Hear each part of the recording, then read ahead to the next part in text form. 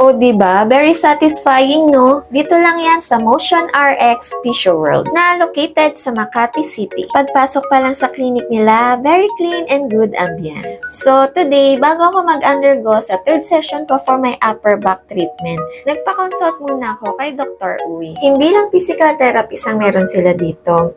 Meron din silang rehab medicine doctors and orthopedics doctors where you can book your appointment for consultation. Matagal ko na rin kasing gusto magpa-consult to know more what is the cause of my upper back pain. Yung pabalik-balik kasi yung sakit niya.